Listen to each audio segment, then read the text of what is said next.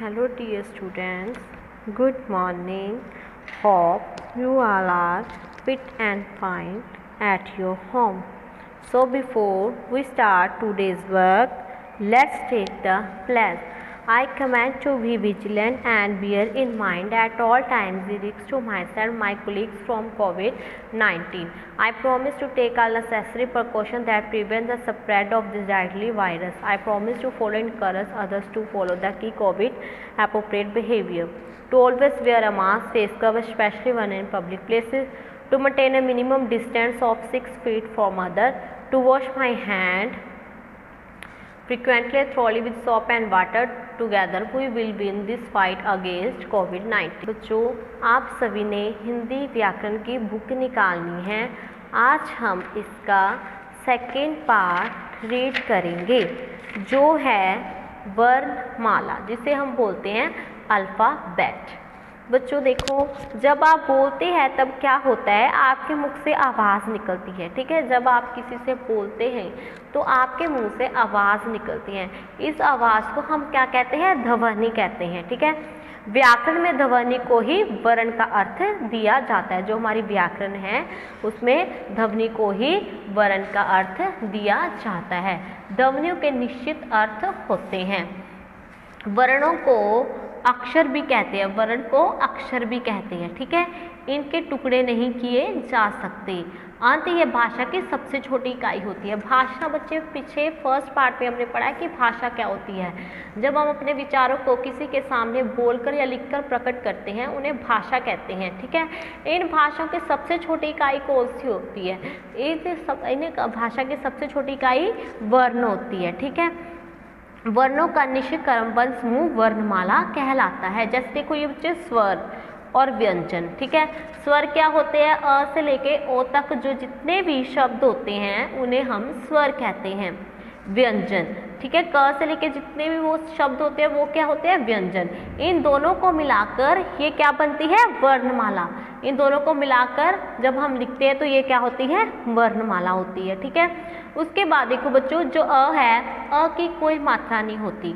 आ की ये मात्रा होती है। ई की ये आगे को डलती है। ठीक है, बड़ी ये पीछे को। ऊ की बड़े ऊ की मात्रा। ऋषि की जो हम नीचे किसी भी शब्द के नीचे ये निशान लगाते हैं, ये ऋषि की मात्रा। ए की, ए की, ए की, ओ की मात्रा। ठीक है, इन स्वरों में इनकी मात्रा होती है, व्यंजन में कोई मात्रा नहीं होती। ठीक है, उसके बाद बच्चों ये है, जैसे अ के ऊपर ये बिंदु है। ठीक है, इसको क्या कहते हैं, जो ये बिंदु है इसे हम अनुस्वर कहलाते हैं। इसे अनुस्वर कहते हैं। इसका चिन्ह क्या होता है, किसी के ऊपर ये बिंदी डॉट। ठीक है, इन्हें हम क्या कहते हैं, अनुस्वर। इसका उच्चारण हमेशा कहाँ से होता है, नाक से होता है। इसका उच्चारण हमेशा नाक से होता है। जैसे रंग, जंग, शंग, कंगन, पतंग आदि। ठीक है, उसके बाद अ के साथ ये दो डॉट देख रहे हो बच्चों, ये दो बिंदु, ये क्या कहलाते हैं, ये विसर्ग कहलाता है। इसका चिन्ह ये है। इसका उच्चारण कंठ से होता है। इसका उच्चारण कहाँ होता है, कंठ से होता है। जैसे अंत्य, प्रात्य, शैने आदि। इसे बोलते समय ह की आवाज आती है। देखो बच्चों, जब हम इसे बोलते हैं प्रात्य, अंत्य, बाद में क्या आता है, ह की आवाज आती है, तो ये क्या कहलाते हैं, विसर्ग कहलाते हैं। उसके बाद आपका आ जाता है अ के ऊपर चंद्र बिंदु। ठीक है, ये चंद्र बिंदु जो है ये क्या है, अनुनासिक कहलाता है। क्या कहलाता है, अनुनासिक। जब किसी अक्षर के ऊपर हम चंद्र बिंदु का निशान लगाते हैं ये क्या कहलाता है, अनुनासिक कहलाता है। इसका उच्चारण मुख और नाक दोनों से होता है। कहाँ होता है इसका उच्चारण, मुख से और नाक दोनों से होता है। इसका चिन्ह ये है, जैसे आँख, चांद, गांव, पाँव आदि। ठीक है, ड एंड फ। ठीक है, ड एफ ये अतिरिक्त व्यंजन है, ये अतिरिक्त व्यंजन है। ठीक है, ड एफ का प्रयोग किसी शब्द के आरंभ में नहीं किया जाता। इनका प्रयोग कभी भी किसी शब्द में पहले नहीं किया जाता। ठीक है, ये हमेशा बाद में प्रयोग होते हैं। जैसे सड़क, ये देखो इसको हम आगे नहीं लिख सकते। चढ़ना, लकड़ी, लड़की, बढ़ना आदि ये। ठीक है, उसके बाद जो ये क्षत्रिय, तर्क और शूल ज्ञानी ये वाले शब्द हैं, इन्हें संयुक्त व्यंजन या संयुक्ताक्षर कहते हैं। क्या कहते हैं? संयुक्त व्यंजन। सुक्ताक्षर कहते हैं। ये दो व्यंजनों के मेल से बने होते हैं, ये दो व्यंजनों के मेल से बने, जब व्यंजनों को हम मेल से बने होते हैं, जैसे क श श को जोड़ के क्या बनता है क्षत्रिय, त प्लस र को छोड़ के त्रिशूल, ठीक है। ऐसे ही ये दो सेंटेंस एक दूसरे व्यंजन से मेल से बने होते हैं। उसके बाद देखो बच्चों ये चित्र, इसमें मात्रा का प्रयोग देखो बताएगा, जैसे प के साथ आ की मात्रा लगाई गई है तो ये क्या बन गया पा, क के साथ ई की मात्रा लगाई है की, ब के साथ ई की मात्रा है बी। अब ये देखो बच्चों ये मात्रा और इसमें क्या फर्क है, जिसमें वास ई की मात्रा हल्के आवाज आते हैं की, वहाँ पे आगे को लगाने, जिसमें ई की आवाज लंबी जा रही है, ठीक है, ज़्यादा समय ले रही है, उसके में बाद ये पीछे को लगानी है, जैसे बी, ठीक है। ऐसे ही ऊ की मात्रा और बड़े ऊ की मात्रा में भी फर्क है। ये दोनों जहाँ पे छोटी आवाज आ रही है चू, ठीक है, वहाँ पे छोटा, जहाँ पे फू चू वहाँ पे हमने बड़े ऊ इसकी मात्रा लगानी है, ठीक है। मृग, ठीक है, ये ऋषि की मात्रा होती है। सेब ए की मात्रा, ए की मात्रा, मैं, मो ओ की मात्रा, यहाँ पे भी ओ की आवाज हल्की आ रही है तो वहाँ पे ये वाली मात्रा, जहाँ पे लंबी जा रही है बो वहाँ पे ये मात्रा लगानी है, ठीक है। जैसे देखो बच्चों अ की हम पीछे भी पढ़ के आए कि अ की कोई मात्रा नहीं होती, ये प्रत्येक व्यंजन में छिपा होता है, जो ये व्यंजन होते हैं गज़लें उसमें ही ये छिपा होता है, उनके साथ ये लगता ही लगता है, ठीक है, उसे हम लिख सकते हैं। जैसे क के साथ अ लगाएंगे तो ये क ही रहेगा, ठीक है, म के साथ अ लगाएंगे म ही रहेगा। अंत अ के बिना व्यंजन हलत लगाकर लिखा जाता है, जो अ हम के बिना हम व्यंजन लिखते हैं तो वो कहाँ लिख सकते हैं हलत, इसे क्या कहते हैं हलत कहते हैं, इसे ऐसे लिख सकते हैं, ठीक है। जैसे र में ऊ है, ऊ की मात्रा लगाने का तरीका ये है, र के साथ ऊ की लगाएंगे तो ये क्या बन जाएगा र के पैर में छोटा रुपया, ठीक है। अगर बड़े ऊ की लगाएंगे तो ये ऐसे बन जाएगा, ठीक है। उसके बाद ये आपकी बातें याद रखने के लिए हैं। व्याकरण में ध्वनि का अर्थ क्या है, ध्वनि का अर्थ क्या है वर्ण होता है, वर्ण अक्षर भी कहलाते हैं, जो वर्ण होते हैं वो अक्षर भी कहलाते हैं। वर्णों का क्रमबद्ध व्यवस्थित समूह वर्णमाला कहलाता है। देखो हमने पढ़ के देखा कि जो स्वर और व्यंजन का जो व्यवस्थित समूह में लिखते हैं तो वे क्या कहलाते हैं वर्णमाला कहलाते हैं। अ प्रत्येक व्यंजन में समाहित होता है, जो अ होता है वो प्रत्येक व्यंजन में समाहित होता है। उसके बाद आपकी ये बुक वर्क है बच्चों, ये देखो सही वर्ण विच्छेद के सामने टिक का चिन्ह लगाए। जैसे ये रानी है, रानी, र के साथ किसकी आवाज आ रही है आ की, ठीक है, यहाँ तो अ है, आ की आवाज तो है, आ तो है ही नहीं है, इसमें क्या है ये देखो यहाँ पे आ है, र के साथ ये मात्रा है, ये किसकी मात्रा है आ की, ठीक है। उसके बाद न ई, ये किसकी मात्रा है ई की, तो इन दोनों में से हमने सही देखना है कि सही कौन सा है। देखो तो इसमें देखो ये र अ आ रहा है, ये अगर ये था तो ये ऐसे लिखना था र तो अकेले ही हो गया, र के साथ अ लगा तो ये अकेले जाएगा, न के साथ री तो ये रनी बन जाता। अगर हम इसके साथ आ की मात्रा लगाते हैं तो ये वाला वाक्य आ जाएगा, तो इसका ये क्या होगा फर्स्ट सेकंड वाला सही है, ठीक है।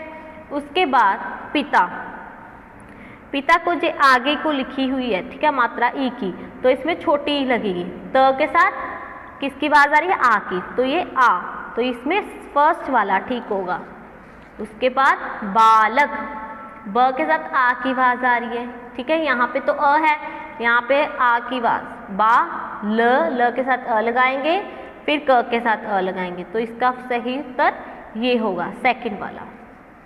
जीवन, इसकी मात्रा देखो बच्चों ये पीछे को है, ये पीछे वाली की मात्रा ये है, ये किसकी आगे वाली, तो इसका सही क्या होगा ये वाला जीवन, ठीक है। उसके बाद इनमें से बने दो दो शब्द लिखें। अनुस्वर क्या होते हैं जिसपे हम डॉट लगाते हैं, जैसे ब के ऊपर बिंदी दर बंदर, र के ऊपर बिंदी गर रंग, इसका कहाँ से हम वो करते हैं। देखो बच्चों में पता है कि अनुस्वर में हमेशा हमारा उच्चारण कहाँ से होता है नाक से होता है, जैसे बंदर रंग, ठीक है, ये हमारा कहाँ से उच्चारण हो रहा है नाक से। उसके बाद अनुनासिक, ये होती है चंद्र बिंदु का निशान, ठीक है। आँख, जैसे अ को आ की मात्रा ऊपर चंद्र बिंदु ख आँख, च को आ की मात्रा ऊपर चंद्र बिंदु द चांद, इसका उच्चारण हमारे नाक और मुख दोनों से होता है, ठीक है, ये हमारी ये है। उसके बाद विसर्ग, जो दो बिंदु हैं, इसका उच्चारण हमारे कंठ से होता है, इसमें ह की आवाज आती है, जैसे प्रात्य, प्रात्य, अंतः, ह की आवाज आ रही है, अंत्यः, ठीक है, इसमें अंत्यः की आवाज आ रही है। उसके बाद आके वर्णों पर मात्रा इस प्रकार लगाएं कि फूलों के नाम बन जाएं। मात्रा लगाने जैसे ग, ये कौन सा फूल है, गुलाब का। ग के किसे, गू, गू के साथ ऊ की आवाज आ रही है, कहाँ बड़े ऊ की लगेगी कि छोटे ऊ की, ऊ, गू, छोटी आवाज आ रही है तो यहाँ पे छोटी ऊ की मात्रा। फिर ला, ल को आ की आवाज आ रही है तो यहाँ पे आ की मात्रा। ब, क्या बन गया, गुलाब। उसके बाद ये कौन सा फूल है, चमेली। च में, म ए की आवाज आ रही है हल्की तो यहाँ पे ए की मात्रा लगेगी। ली, ली लंबी आवाज आ रही है तो यहाँ पे ई की मात्रा पीछे वाली लगनी है, बड़ी ई की मात्रा, चमेली। उसके बाद सूरजमुखी, ये किसका फूल है, सूरजमुखी का। सूरज, ऊ की मात्रा कहाँ, सू, ऊ की आवाज आ रही है ना तो यहाँ पे ऊ की मात्रा लगेगी, लेकिन आवाज लंबी जा रही है शॉर्ट, लंबी जा रही है। सूरज तो यहाँ पे बड़ी ऊ की मात्रा। र ज मू, मुंह की हल्की आवाज आ रही है तो यहाँ पे मुंह की छोटी मात्रा। खी, ख के बाद पीछे, सूरजमुखी। उसके बाद चित्रों के नाम का पहला वर्ण दिया गया कि नाम पूरा करें। ये कौन है, मृग। म के पैर में र, फिर क्या आएगा, ग, मृग। ये चित्र देखो किसका है, चिड़िया का। चौ को छोटी की मात्रा, र को एक की मात्रा, आ, चिड़िया। ये क्या है, मूली, मूली। म को ऊ की मात्रा, देखो वास ऊ की मात्रा लंबी आ रही है, मूली।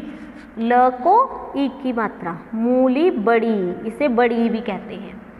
कौवा, आ की आवाज, कौवा। ये क्या है, चूहिया, चूही, ही की हल्की आवाज आ रही है ना, आ, बाकी आ, चूहिया। ये क्या है, तोता, तो को की मात्रा, त को आ की मात्रा, ता, तोता। ठीक है बच्चों, ये आपका सेकेंड लेसन जो मैंने करवा दिया है। तो बच्चों होप कि आप सभी को समझ आ चुका होगा। तो thank you students, have a nice day. Okay.